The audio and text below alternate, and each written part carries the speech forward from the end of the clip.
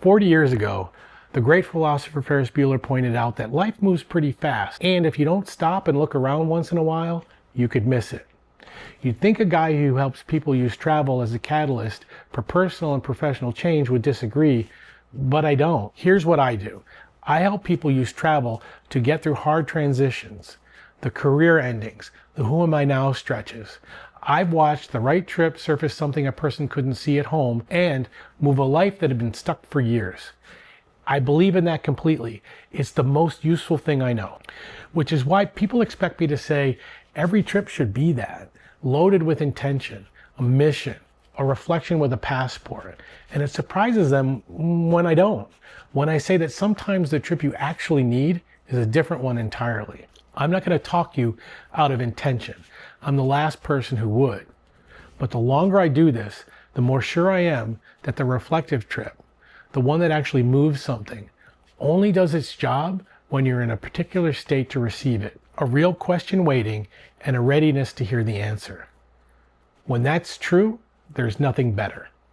When it isn't, no amount of intention is going to manufacture it. So before you book anything, the more useful question isn't where should I go? It's what do I actually need right now to sort something out or to step away from it? And here's how I tell the difference. So what is that state? It's two things and you need both. The first is that there's genuinely something to reflect on, a real decision waiting, a fork you've been standing at, a question that's been trailing you for a while that you've never given proper room. Not manufactured, real.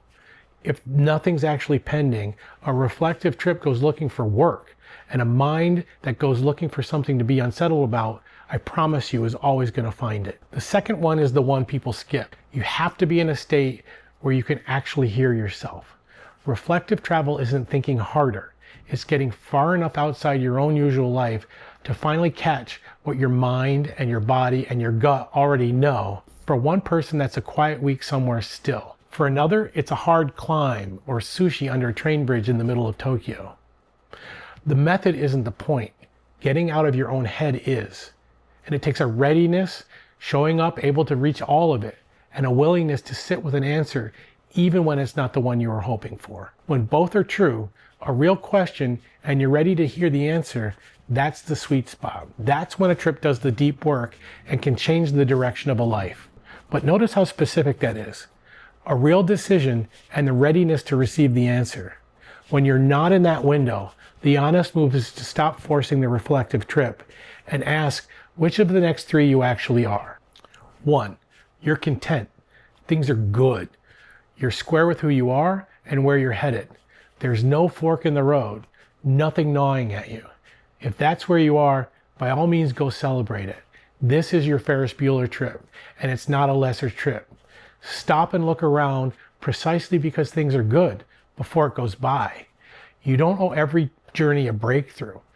Sometimes the whole point is just being awake to the good life that while you've got it.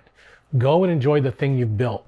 2, you're fried, burned out and running on empty. The kind of depleted where even a simple choice like what to eat or what to binge watch feels like too much. Here's why this one matters, and it might be the most important. In that state, any decision you make will almost certainly be the wrong one. Reflecting from a fried mind doesn't produce clarity. It produces a bad call that you're going to have to unwind later. So if that's you, the trip is explicitly not the reflective one.